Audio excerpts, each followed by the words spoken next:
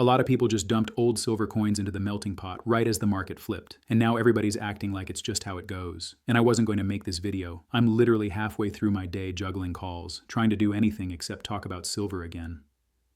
And I was standing there staring at a little pile of coins on my desk, and I thought, what are we doing? It pisses me off because the loudest voices are telling you the wrong story. And I believe you deserve the full story, so here it is. And the headlines are missing it because the headlines love a single number. They love a clean chart. They love a tidy explanation. But the real story is messy. The real story is that the market has started separating silver into easy to move and hard to move. And that separation is getting more extreme the longer volatility sticks around, which means two people can both say, I bought silver, and one of them can cash out in an afternoon, and the other one can spend weeks trying to turn metal back into money without getting crushed. And you don't hear that part in the mainstream narrative because it's not as pretty as a price candle. Monday, February 9th, New York time. Comment what day and date you're watching from because I'm always curious how far this message travels. And quick thing before we get into it, I'm running a campaign to eliminate copycat channels. If you value what I'm building here, support it by subscribing and dropping our John AG in the comments. That one line helps more than you think. Now let's talk about the thing nobody wants to say out loud. The big silver run didn't just change a price, it changed behavior. It changed what people melt. It changed what mints charge. It changed what refiners can even handle. It changed how dealers quote buybacks. And it changed what you can sell quickly when you actually need cash. And here's the part that's going to annoy some people. Even if silver stopped moving tomorrow, a lot of these problems don't magically disappear because the plumbing got stressed. And once you stress the plumbing, you find the leaks. So, I'm going to break down three things for you fast and clean. First, what the rally actually revealed about silver liquidity and why spot price stopped being the full story in real life. Second, how that spilled into coin collecting in a way most collectors still don't fully appreciate and why some common coins may not stay common. And third, what I'd be thinking about right now if I was stacking, collecting, dealing, or just trying not to get whipsawed. No hype, no doom, no worshipping charts, just what the market is doing to people. And by the way, if you're newer to this, don't let anybody shame you for asking basic questions. This market moves fast and it punishes ego. If you're buying physical, learn the simple stuff. Weigh it, measure it, and understand what you're actually holding. Keep your receipts, know what you paid, know how you plan to store it. And if the plan is, I'll figure it out later, that's not a plan, that's a wish. Because the ugly surprise in a volatile market isn't always the price, it's the spread, the delay, the wear out, and the stuff that shows up when demand is frantic. If you don't have a basic verification routine, you can end up buying someone else's problem at the worst moment. All right, picture this. You walk into a local shop, glass cases, bright lights, the usual. You ask for silver, and the first question isn't, how much do you want? It's what kind. Because in this phase, silver isn't one thing, it's a ladder. At the top of the ladder is the stuff that sells instantly. Everybody recognizes it, everybody trusts it, everybody knows they can move it the same day. Then you step down the ladder and you get into stuff that's still silver, still real, still metal, but it doesn't move the same. It moves when somebody feels like moving it. It moves when the shop isn't already buried in it. It moves when the dealer isn't staring at a cash crunch. And that ladder has gotten steeper during this rally. Here's why that matters. When the ladder is gentle, people can pretend everything is basically the same. A coin is a coin, a round is a round, a bar is a bar. And the only debate is, did I pay too much over spot? But when the ladder gets steep, the market starts charging you for certainty. Certainty that it's real. Certainty that you can sell it fast. Certainty that the next buyer won't argue with you, won't nitpick you, won't treat it like an awkward item that sits in a drawer. And that certainty shows up as a premium. Now that premium story has been getting louder for years. And it's not just hype. There's a boring supply chain angle most people don't talk about. For certain popular coins, the bottleneck isn't demand. It's blanks, it's the planchets, it's the small number of suppliers that can meet tight specs consistently. And when that chain is tight, premiums don't behave like a neat little formula. They behave like a crowded doorway. So in a rally, the highest recognition coins get treated like the express lane. Everything else gets treated like, yeah, we'll deal with that later. And later is where melting begins. That's the new era people keep hinting at. It's not mystical, it's not magic, it's just stress. Because when prices sprint, everybody wants metal. And when everybody wants metal, the easy to sell stuff gets a premium. The harder to sell stuff gets weird. Sometimes it gets ignored. Sometimes it gets discounted. Sometimes it gets treated like scrap. And that's where the melting story starts. Because the moment the market starts treating something like scrap, The market invites the furnace. And once the furnace gets invited, you don't get to unburn history. Now, I know what some of you are thinking. Come on, coins get melted all the time. Sure, but not like this. What's different now is the combination. The rally pulled in new buyers, industrial demand stayed stubborn, physical supply chains got tight, and the collector market, which usually lives in its own little world, got dragged into the same tug-of-war as factories and wholesalers. Based on recent market updates, industrial usage hasn't cooled the way people assumed it would, especially with solar and data infrastructure still leaning on silver. And if you want a simple way to think about why, look at where the world is spending money. More electricity, more chips, more servers, more panels, more vehicles, more wiring. Silver doesn't have to be rare to be stressed. It just has to be useful at scale. And that's the piece that makes the collector impact feel so unfair. Collectors didn't ask to compete with industrial buyers. But that's what happens when a metal is both money adjacent and technology critical. Now, when that pressure builds, the physical market starts doing this thing where it drifts away from the paper price. And I don't mean paper like a conspiracy. I mean literally, the screen price and the street price don't always match. The screen price is what you see quoted in headlines. The street price is what you actually pay when there's a line at the counter and the inventory is thin. Not every day, not in every city, not for every product, but enough that you feel it. You hear it in phrases like, "We're paying over spot." You see it when a shop's buy price makes you blink. You notice it when a mint quietly adjusts prices, and suddenly, a coin that used to feel kind of pricey feels like it's wearing a tuxedo. And yes, the official pricing is moving. A major US mint has recently raised prices on several silver products, including collector versions of popular designs, which tells you something simple. The input costs and the demand are not politely waiting for anyone to catch up. And then the collector world gets hit by the second-order effect because collectors think they're playing one game and the market drags them into another. Let me say it like this. Most collectors believe they're collecting history. But in a fast-moving silver market, the market starts treating that history like inventory. And inventory has a habit of getting optimized, which is a polite way of saying melted. There have been recent reports in the trade community of old US silver coins, including classic silver dollars from the late 1800s into the mid-1930s, getting shipped off in bulk for processing. Now, before someone jumps in and says that's exaggerated, let me be careful. I'm not saying every dealer is doing it. I'm not saying your favorite shop is loading bags into a truck right now, and I'm definitely not saying every old coin is doomed, but I am saying the incentive structure is real. If you're sitting on a pile of old circulating silver, those coins that are mostly silver with a little bit of copper mixed in, and the buy side is thin and the refiner is paying and your rent is due, you can see how the math gets ugly fast. And here's the quiet tragedy. The coins that get melted are rarely the famous ones. It's not the museum-grade piece in a slab. It's the honest, worn coin that a kid could afford. It's the coin that teaches someone to love history because they can hold it. It's the coin that used to show up in every beginner's album. And when those get reduced to metal, the collecting ladder changes too. Entry-level collecting becomes harder. The hobby gets older. The price of a starter set creeps up. And the whole thing becomes more about money than about joy. That's not a conspiracy, that's just how supply works. Now let's go back one step because there's a trap here. When people hear melt, they immediately imagine the apocalypse. But in reality, the market usually melts at the margins. A few bags here, a few boxes there, a few wholesalers deciding it's easier to scrap than to sort. And then one day you wake up and it's not that everything is gone, it's that everything is harder to find in the condition you want. So the collector who says, "I don't care, I only buy top grade," might not feel it right away. But the collector who likes honest circulated coins, the kind you can actually touch, can feel it sooner because the furnace doesn't discriminate and the sorting labor gets expensive. This is where liquidity becomes the main character. Not price, liquidity. Because when liquidity dries up in one pocket of the market, it doesn't vanish. It shifts. It moves to the products people will always buy. And that leaves the less liquid products exposed. Here's a simple example. If a shop is already stacked to the ceiling with popular bullion coins, they might not want yours today. Not because yours is fake, not because yours is bad, but because their cash is tied up, their shelf space is full, and their customers are asking for something else this week, so you get offered less, or you get told, "Come back later," or you get the line, "Nobody likes. I can take it, but I'm going to have to be way back of spot." And now in a rally environment, that way back can feel offensive. It's not personal, it's inventory management.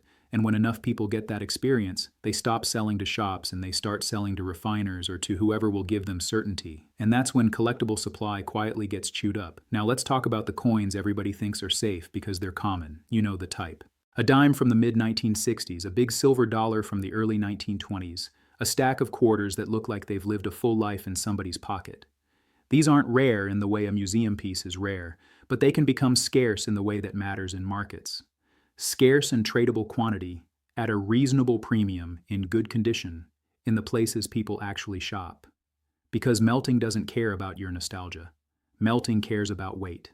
So when you hear someone say, even common coins could get expensive, they're not claiming the world ends. They're describing a supply drain. And you don't notice a supply drain until you wake up one day and realize the cheap bucket is empty. Now here's the sneaky part. In the middle of a rapid move up, mints and dealers can lag. Prices don't always update instantly. Sometimes that creates these weird windows where a modern collectible, something that was supposed to carry a collector premium, ends up trading close to the metal value or even below it simply because the sticker didn't catch up quickly enough. People call that a bargain, and it is. But it's also a warning sign because it tells you the market is repricing on the fly. And when markets reprick on the fly, mistakes get punished. And you know what else happens during repricing? The pretty coins get treated like metal. The novelty fades. The marketing stops working. And all that's left is how many ounces is it?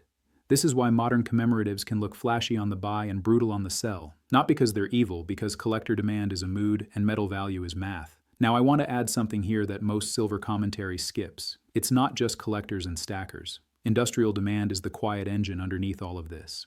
And I know everybody wants the story to be about investors or about a single country or about some villain. But silver is not just a buy it and forget it metal. It's a working metal. Solar uses it. Electronics use it. Data centers and the hardware behind modern computing use it, and recent research and industry reporting has been blunt. Solar's slice of industrial silver demand has grown from something like a small corner of the pie a decade ago to roughly a third of the pie more recently. That matters because it changes the baseline. It means even without a speculative frenzy, there's a steady pull. And on top of solar, the data infrastructure build-out matters too. There are reports focused specifically on how silver shows up in data centers, AI hardware, and high-performance electrical systems, which is not exactly a sector known for slowing down politely. Now add one more layer, supply constraints. Recent reporting has pointed to deficits measured in the hundreds of millions of ounces in recent years, and to the reality that silver supply is often a byproduct of other mining, which makes rapid supply responses harder. So, when you combine stubborn industrial pull with a surge of investor attention, you get exactly what we're seeing. Premiums act strange, retail availability gets patchy, refiners get busy, and the collector market starts colliding with the scrap market. Now, about refiners. If you've never dealt with a refiner, here's the part that will surprise you. A refiner isn't a magic button. You don't drop off metal and get a check 5 minutes later. There's a process, assay, scheduling, throughput limits. And when the pipeline is full, it can back up for weeks, sometimes longer, depending on what's being processed and where you are. And I want you to think about the knock-on effect of that backlog. Because if refiners are slow, dealers are slow. If dealers are slow, buy prices soften. If buy prices soften, sellers panic. If sellers panic, the quickest exit becomes the furnace. It's a chain reaction, and it's not always visible on a chart. That's why people who only watch spot feel confused. They're looking at the scoreboard while the game is being played in the trenches. Now, refiners being busy creates another risk people forget.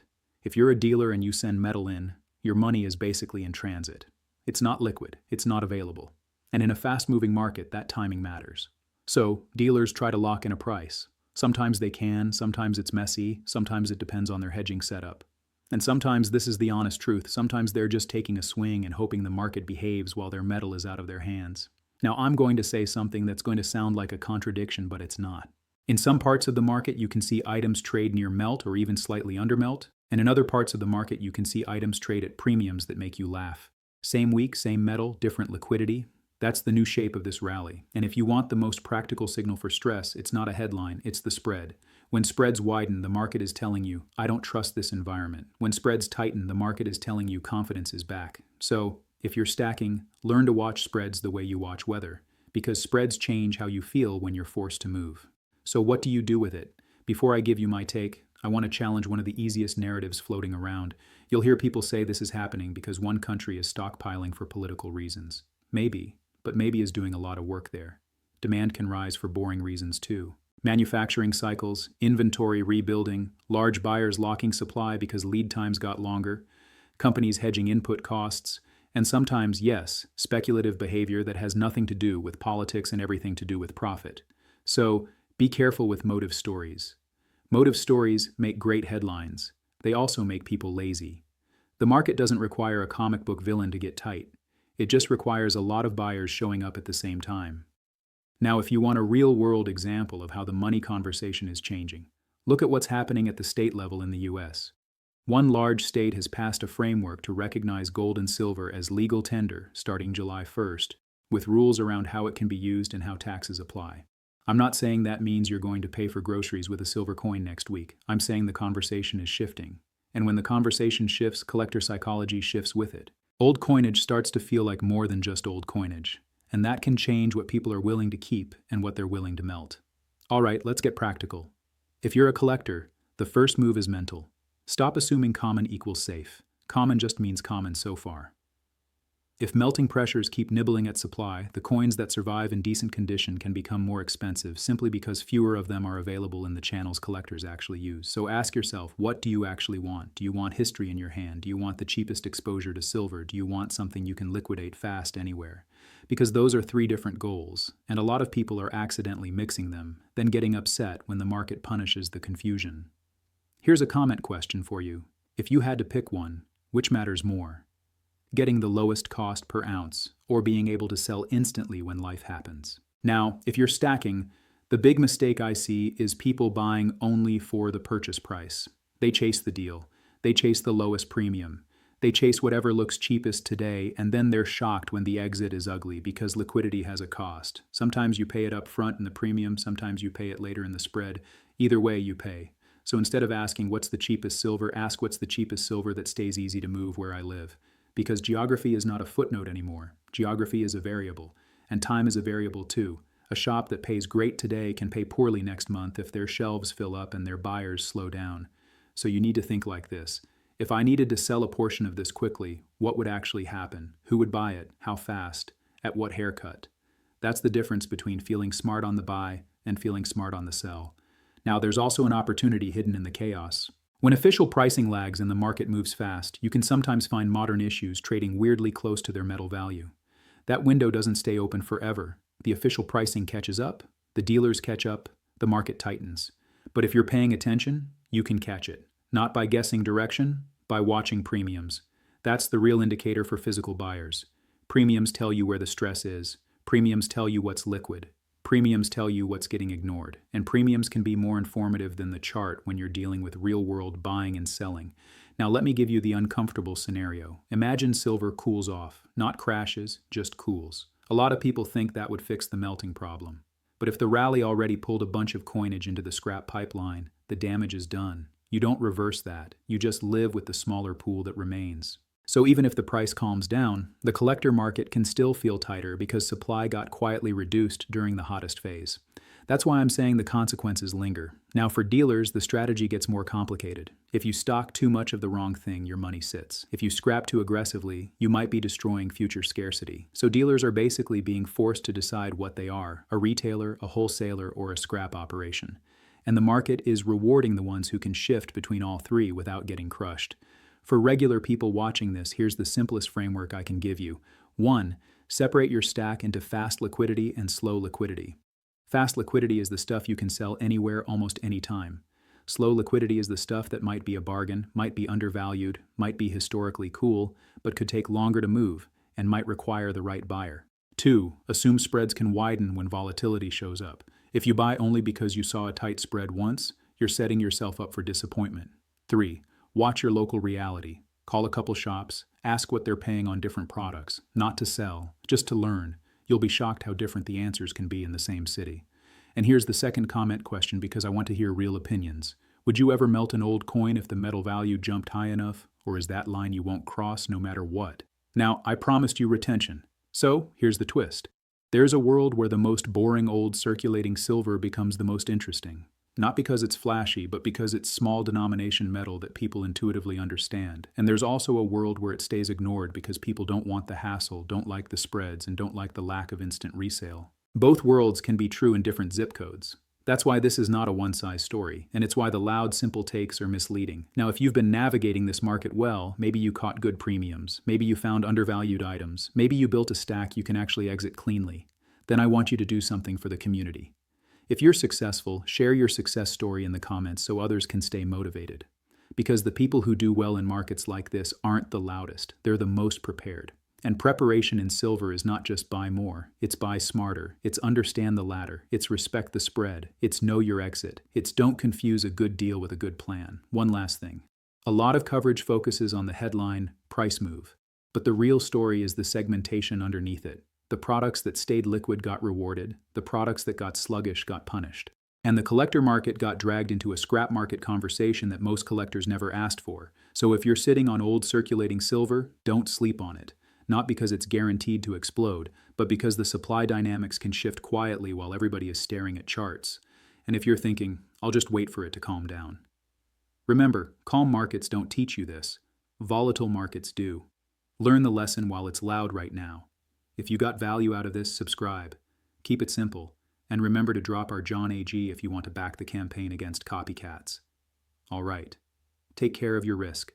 Take care of your position size. And don't let volatility bully you into dumb decisions.